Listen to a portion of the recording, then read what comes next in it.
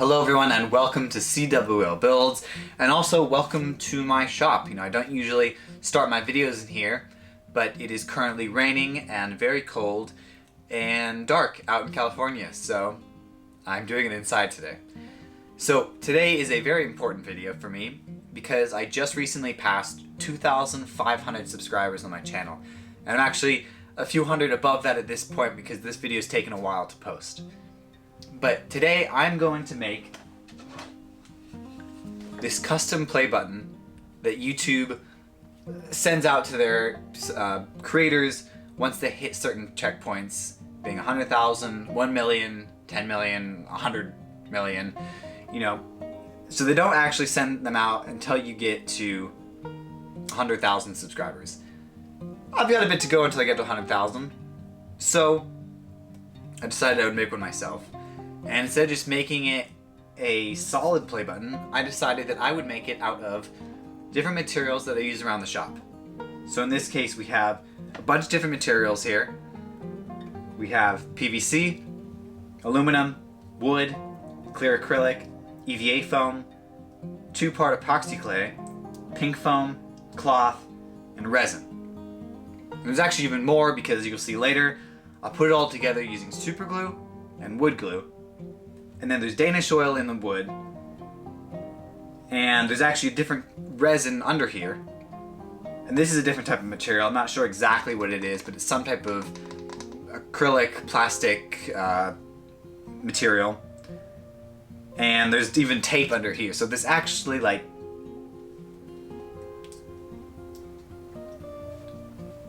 like 15, 16 different materials. I don't know if I counted that right. 15, 16 different materials in this whole thing.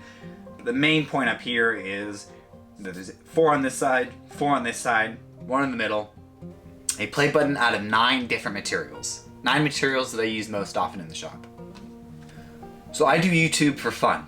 And I'm not getting paid for this, I don't get sponsors, I'm not getting anything for free. I'm doing this for a few reasons. One is to teach you, the viewers. I want to share the techniques that I've learned, or I've curated, or I've just straight up created, and I want to teach you guys what I've known and what I do know. And my skills are always progressing because of things that you've taught me, things that other YouTubers have taught me, other Instagrammers, other cosplayers and costume designers and teachers in general have taught me, and now I want to return that favor and teach those who don't know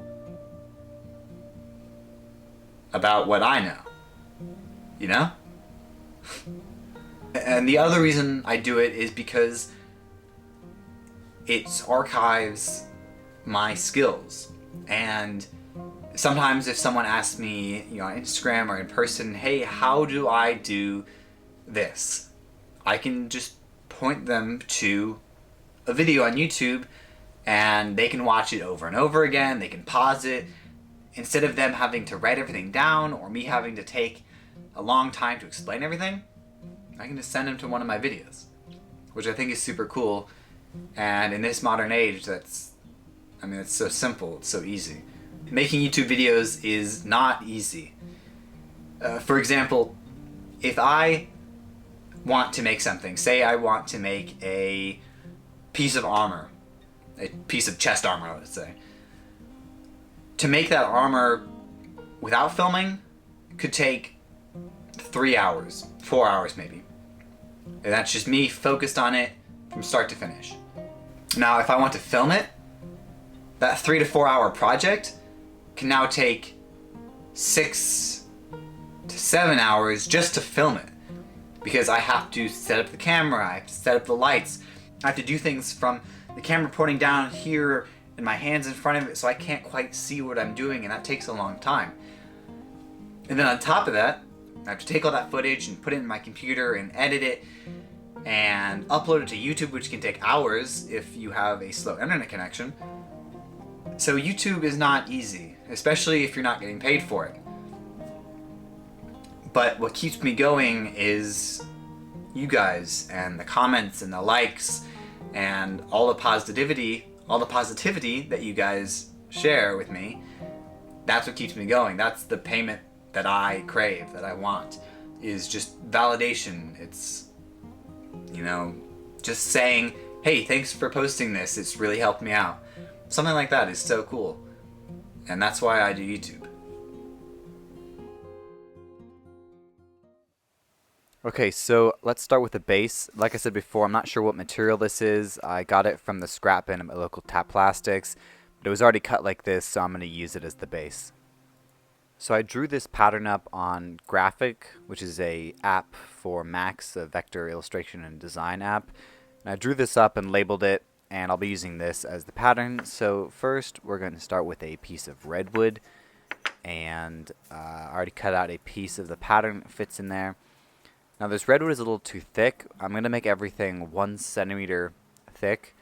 The reason why I'm choosing 1 centimeter as my base is that a lot of the materials I was choosing were already naturally about 1 centimeter, and it happened to be that some of the other materials I was using stacked on top of each other become 1 centimeter pretty easily. For example, the PVC I was using, if you stack 3 on top of each other, it makes about 1 centimeter. So that's why I'm using that as the base. Now for the rest of this video, I'm just going to let you enjoy in peace and quiet and music, and I will see you at the end.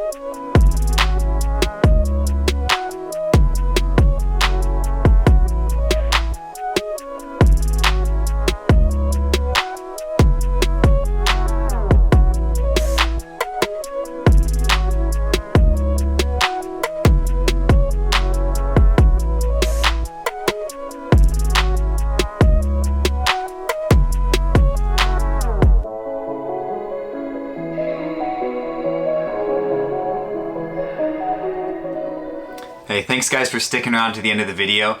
I hope you enjoyed yourself and I hope you maybe learned a thing or two.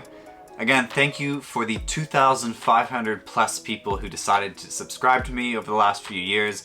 I really appreciate it, and I would appreciate if anyone else wants to join my little team here and subscribe as well. I'd very much appreciate it. My next goal is 10,000 subscribers, which I think we can totally do. It may take a little bit, but I think it's totally possible. And at 10,000 subscribers, I'll probably make another one of these. I don't know what I'll make it out of yet, but I'll probably make another one because it was really fun to make this. Again, thank you very much. I know this was a long video, and I appreciate you guys watching it. Thank you, and I'll see you in the next video.